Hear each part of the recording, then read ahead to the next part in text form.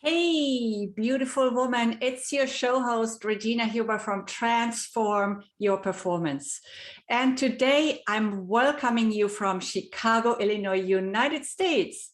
And if you were on last week's show, you know by now that I'm an adventurous, eclectic nomad with a business based in New York City and traveling lots. And I have definitely loads of travel plans for the next few months. So expect to see me in different states and soon probably also different countries as we move along in the episodes of this show together. Because it's really hard for me to sit still in one place.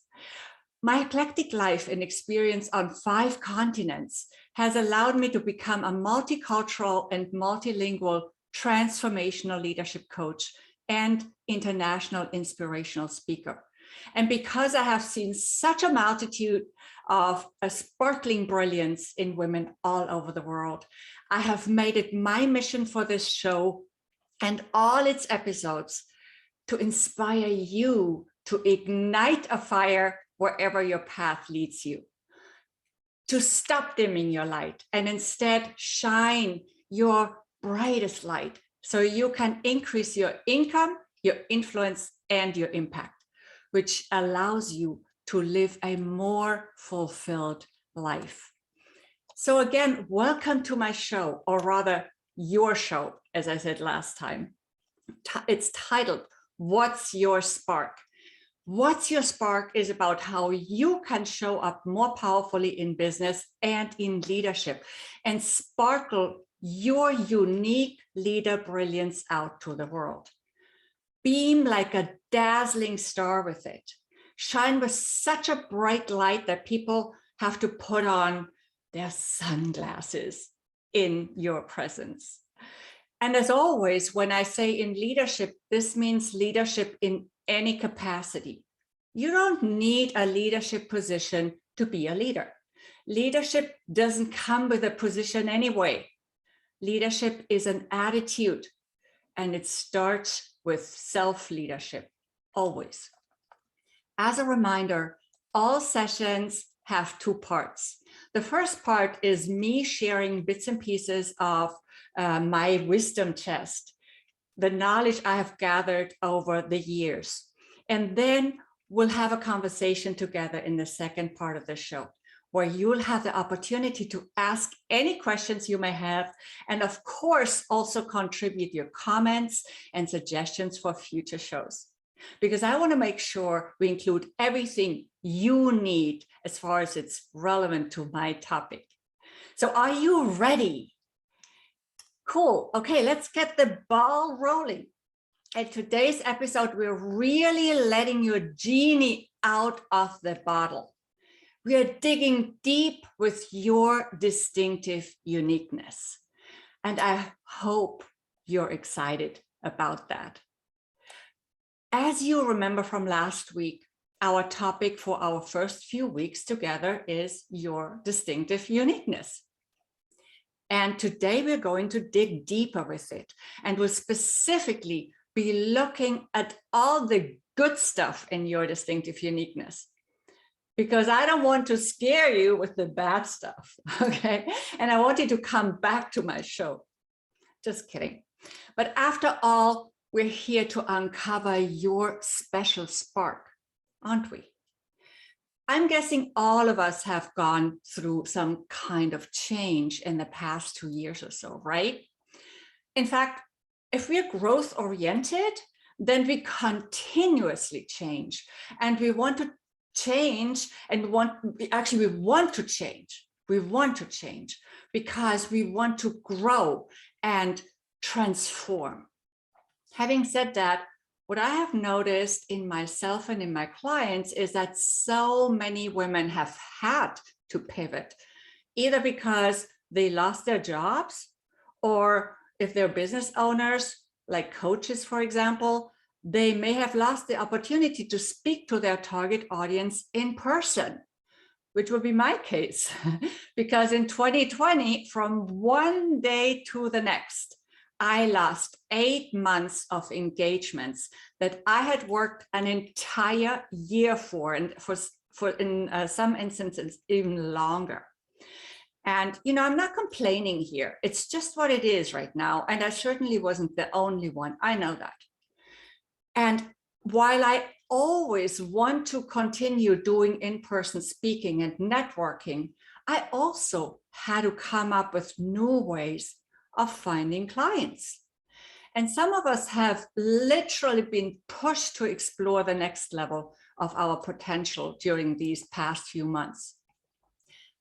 We've been pushed to think about what our next chapter could be. And some have been catapulted out of our professional careers and into completely new directions, or even into a void, having no clue what would be next. And others are maybe just thinking, there must be more. I wonder what it is. And they feel like they can now no longer avoid that inner voice, that thought of there must be more. They can no longer escape their destiny and their calling. So what I would like you to do is to seriously evaluate whether you currently do professionally, whether what you currently do professionally is still aligned with your purpose, or if it potentially needs an upgrade. You may want to pivot 25 degrees, 45 degrees, 180 degrees, I don't mind. Or you might just move deeper into your purpose on your current path. Fact is, for many of us, our purpose has shifted in the past 18 months or so. And in my case, it's definitely shifted, and that's no wonder because the world around us is shifting. So let me explain what it looks like for me right now. I've decided to add content, new content, yes, and definitely make my entire vision so much bigger. I've rewritten my vision. And maybe you're also one of those women whose purpose has shifted into its next level, or maybe it's about to shift. See, our purpose sometimes upgrades itself. And that's why it's so important to be self-aware, to self-explore, to peel off all the layers, layer by layer by layer, and go deeper and deeper with your self-discovery, your distinctive uniqueness. There's always more to explore. That rhymes, actually. There's always more to explore. So there must be some truth in it, right? And once you have done the work, my dear, once you have sat down and gone through your self-discovery journey, your introspection, you're now ready to let the genie out of the bottle, to integrate all the genius that's locked up inside of you, and to lock it up in all levels of your being, yes, and to integrate it into all cells of your body, to literally embody your distinctive uniqueness, your unique genius, your authentic brilliance. So you can now own your value, display that greatness that's inside of you. See, it's funny, we say we internalize it or embody it to express it fully. That sounds as if we are putting it inside of ourselves to then show it to the outside world. But the truth is, the core of our unique genius is actually already inside of us. Yes. It's already inside of us. We don't have to put it inside of us. And we say we embody it, but it's already there. We are bringing it now to the surface. It's actually the opposite of what we think we do, right? Isn't that beautiful? And what we really embody is actually the confidence that we have this genius, the knowing that we have it, That's what we integrate by focusing on what's already there, the genius inside of us. Hope that makes sense. So let's go back to the list of questions I briefly presented last week. I will share my screen and we will go through them once again. The questions were, we're going to go into more details with these questions today. What's your superpower? What's your top intrinsic value, your super value? What are your biggest unique assets? What's your purpose? What's the impact you want to make through your work? What distinguishes you for the role or success you want? And what makes you a leader or maybe even a thought leader? So as we are looking at these questions, what comes to mind in your case? Let's go through each of them together. What are your biggest unique qualities or your unique assets, as I said last time? If you were on my show last week, then you probably have made a list of your unique assets by now, and you've identified the most essential ones for you. If not, just go back and watch the recording of that inaugural episode so you know what we're talking about here. Last time I explained that I call these qualities unique assets because some of them are literally worth gold once you dig them up and use them too. So we're not going too deep into this first question right now because we did that last week. Instead, let's move on to the next question. Okay, and as we go through these questions, it's really important to take some notes for yourself. Hopefully you got your dedicated journal by now. And then feel free to share some of your answers in part 2 of this session. Okay, next, the next question was, what's your superpower? We all have a superpower or several superpowers. Our superpower is a specific ability or capability that we do really well. We are great at it. Others tend to admire us for it. And if we use it, then they can see it. But if we don't, then they can't. So this is really important. We also got to use it. So what is that for you? Can you develop it even more? Maybe it's speaking and sharing your message. And you may be at the beginning of your speaking career, but it can still be your superpower. And all you got to do is develop it. Define your message and your target audience, and then add some skills and practice. And that's it. This is only one example, of course. It could be anything. Our next question is, what's your top intrinsic value? What do I mean by that?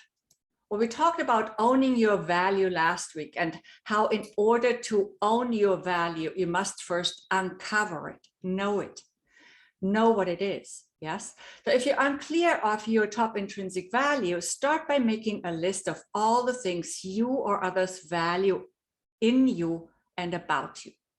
Behaviors, personality traits, talents you brought to this planet. And yes, I'm going to say it, all your special abilities. See, we tend to put people into categories. So now it's no longer politically correct to use the word people with disabilities, but we still have that category somehow, right? And we now call them people with special abilities. But we are all people with special abilities. And true integration and inclusion only happens once we fully grasp this.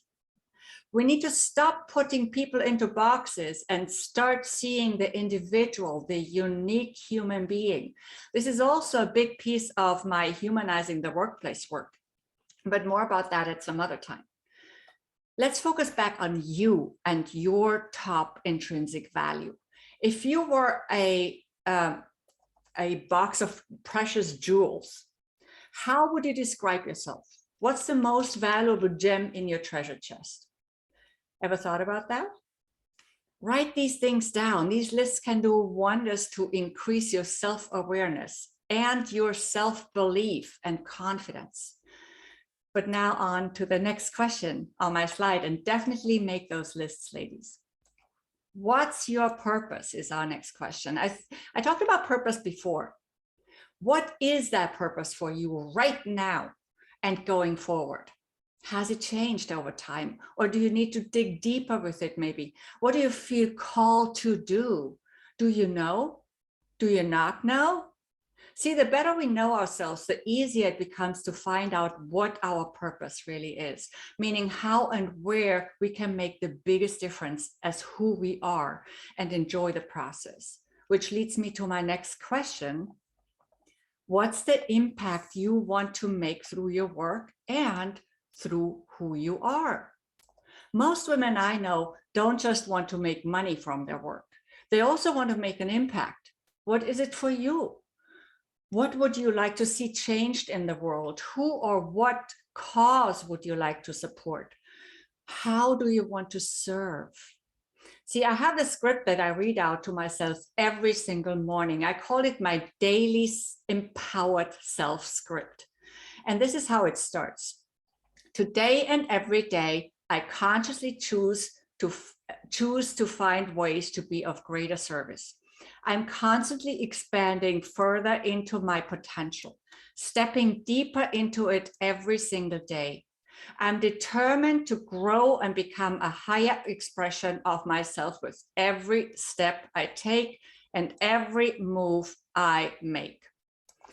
The point here is stepping deeper into my potential is a way to serve more people and to serve more powerfully. See, that's why I have it in my script. Today and every day, I consciously choose and find ways to be of greater service. Yes. Yes. And somebody said, Lori said, differently abled. Yes, absolutely. But, you know, we have so many different ways to say that, but it's, yes, this is the most correct term. This is what I would say, Lori. I love this. This is what I would say too, but we are all different abled. That's my point here, right? So the next question is, what distinguishes you for the role you want? Why should I hire you for a job for which I may have 5 other candidates with a similar skill set? What makes you a great fit? How can you stand out from the rest of the applicants? What makes you the ideal candidate? You got to know this stuff inside out when applying for a job. So I hope you're taking lots of notes and even more after our show today. Next question is, what distinguishes you for the success you want? Are you vibrating in the frequency of that success? Are you practicing this frequency on a daily basis?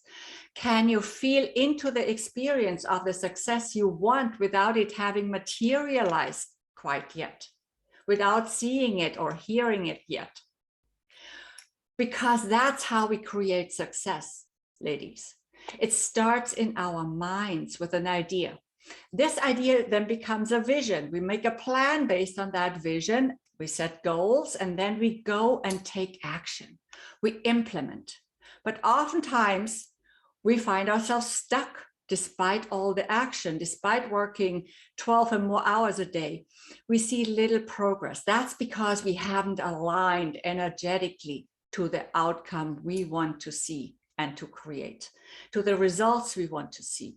So we have to work harder for them, which shouldn't be necessary. And we may not attract the right resources and people to make this happen. See, this is, of course, a huge mindset topic. But for now, just reflect on the more general question of what distinguishes you for the success you want. Interesting question, huh? And then what makes you a leader? Why should people follow you? Why should they trust you, be inspired by you? What have you done or are you doing that makes people interested in listening to what you have to say, to your guidance? What makes you a thought leader if you want to be one? Are you a thought leader already? If so, how would we know? What original ideas can you share with us? Now, nothing is truly original. We know that, right? Because everything, including all ideas, already exists in the collective conscious and unconscious. But not everybody is doing a great job being receptive to the rich ideas that we have in this collective idea vault. Which ideas are you able to pick up? You know, when people are more receptive, when they pick up lots of ideas, we call them creative. But all of us are creative in different ways. If you're a thought leader, then you're probably creative with thoughts and with expressing them with ideas. Because again, if you keep them for yourself or to yourself, then the leadership in thought leadership is missing. It's just thoughts. Yeah, it's no leadership. And this question is not on my slide, but I want to add it also to my list because it's an important one to think about. How are you perceived by others? Could there be a gap between how you perceive yourself and how others perceive you? We'll have a closer look at that question in a future show on self-leadership. Some of these questions seem intertwined, and in fact, they are all intertwined. And yet they are all worth exploring separately. The better you understand yourself, the easier it becomes to understand others and to shine with your unique brilliance, with this distinctive uniqueness. And the easier, and the more easily we can understand others, the better leaders we become. See, before I went in on this very conscious self-discovery trip, I had very little knowledge about myself. I had certainly gathered a lot of experience as I was moving from country to country, continent to continent, and I had learned certain things about myself. For example, I realized that I valued integrity. After all, I'd been actively standing up against corruption multiple times in different locations. I never gave in to corruption attempts, even when it was hard and even if it turned my life as a business owner sometimes into a nightmare. I figured the bigger hell or the bigger nightmare would be the one where I was paying criminals off. So I chose not to. From those and other experiences, I also realized that I was a warrior. Yeah, that I was ready to fight when necessary, that I was resilient. Because if I weren't, some of my experiences, and I'm going to tell you more about those in future shows, but some of those could have broken me. But instead, they made me stronger. And I'm sure there's women on this call who have had similar experiences. And I knew I was adventurous because people told me that what I was doing was adventurous, moving around and into all these different places on my own. I knew I was empathetic because I constantly was suffering other people's pains. The list goes on, but I didn't quite know what that meant and what to do with it before I started really reflecting on it all and figuring out how it all fits together and how it prepared me to make a specific impact and prepare a specific come up with a specific coaching approach. I had to go really into deep self-inquiry, deep introspection to figure out what the value of all of this empathy was and how I could transform it into compassion, what the learnings of my pain stories were, what the richness in my adventures and my adventurous lifestyle was, and how it could inspire others to take risks as I did. I had to look at all aspects of myself, light and shadow, to eventually get to my highest value gems. So what then is it that makes me the most valuable? What's my biggest value? I know, and I know that now after doing all this digging, that it's my eclectic experience on 5 continents with all its ups and downs, combined with cultural knowledge, speaking several languages, opening up my mind through the experiences. And it's my capacity to inspire others to step into their brilliance, into their greatness, and to show up with a compelling leader presence. That's my value. That's my spark. Inspiring others to transform into a better version of themselves, to take risks, and to know that I'm capable of creating what I want, and others are too. And this value, all of this, is what feeds into my unique coaching framework, Powerful Leadership Transformation, that I showed you last time. See, owning my value was a process. The value I recognized in myself was growing over time because I started observing it, analyzing it. And that's how I could now show it to others more easily. It's an intrinsic part of me. And as you know, what we focus on expands. So as you start focusing on your most important value, it expands. Now, here's the catch. Once you know the answers to the questions we've looked at today, once you have a deep understanding of your distinctive uniqueness, there comes a responsibility with that. You now can no longer escape it. If you want to stay in your so-called comfort zone, that's no longer comfortable. That's why I think the word comfort zone makes little sense for us who are on this call, because once we've realized we need to make a move and stand in our distinctive uniqueness, it's no longer comfortable to stay where we are. It may be more convenient, but it's no longer comfortable because we now have this inner urge and it feels uneasy to not make a move. Yes, to stay there. We know we gotta move and we may be procrastinating, but it doesn't feel good. That's why I call this our convenience zone rather than our comfort zone. But back to responsibility. So we said that responsibility comes with knowing your distinctive uniqueness. And you may ask, what type of responsibility? Well, it's the responsibility to use your distinctive uniqueness now that you know what it is. And what's interesting is that we could turn this statement around and we could say, if we are not responsible, then we deny our distinctive uniqueness. We reject it. So it goes both ways, right? We pretend it's not there, but it's there. And because we're not indifferent women, we're not indifferent to the cause or the people we want to serve through our work, it's not going to go away. It will nag us, nag us, nag us, until we pay attention and take action, until we use our distinctive uniqueness, our potential for the purpose we came to fulfill. The truth is, before I started consciously thinking about all of this, I just felt weird. In fact, I had felt like the weird one for most of my life, even back in Germany. And I was often confused by that, until much later, I made a surprising discovery. All human beings are a bit weird. And of course, today I know that that's exactly how it's supposed to be, because what does weird really mean? It means different, unconventional, not the norm, not ordinary, unique. So it's really okay to be weird.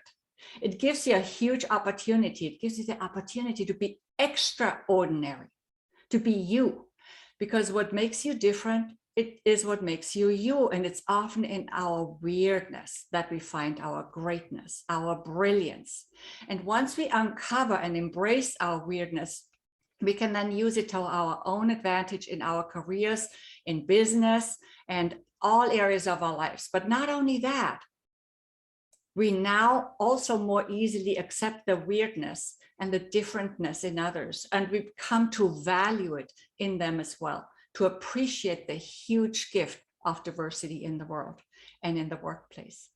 And this appreciation can change the world for ourselves and for those around us. Appreciation makes the world a better place, and it makes the workplace a better place.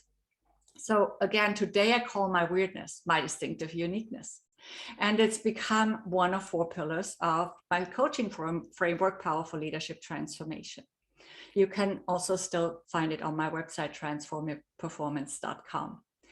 And I now know it's okay to not fit in. In fact, the last 18 months have shown me that it's a great thing to not fit in.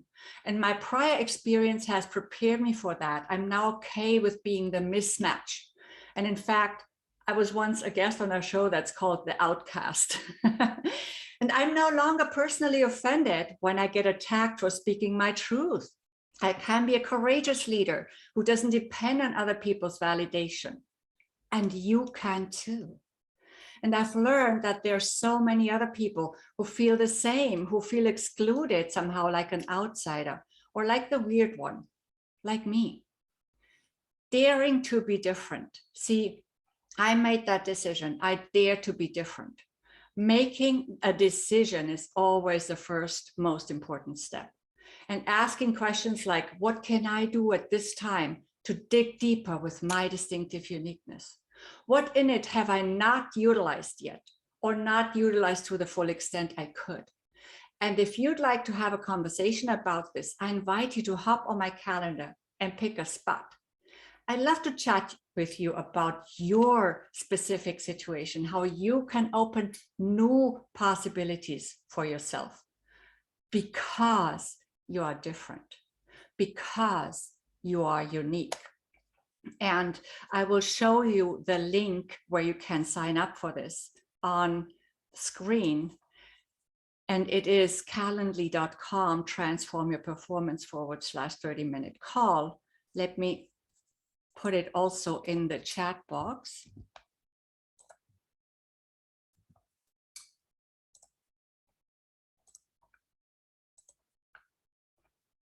This is where you can sign up.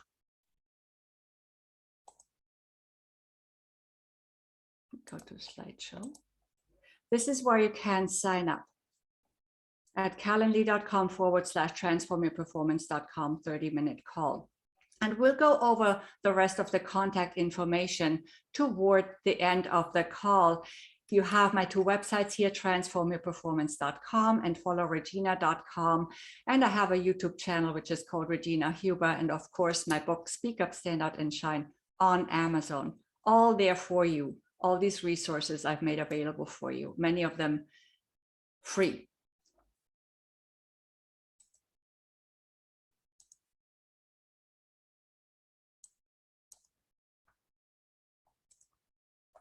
Before we go into the Q&A section, I just really want to remind you here. Next Wednesday, we will be here on this show again at the same time, same place. And I would love to have you back. And in the meantime, don't you let anyone dim your light. Keep shining, sparkle away with your brilliance. Sparkle away like a precious pearl, because the world is your oyster.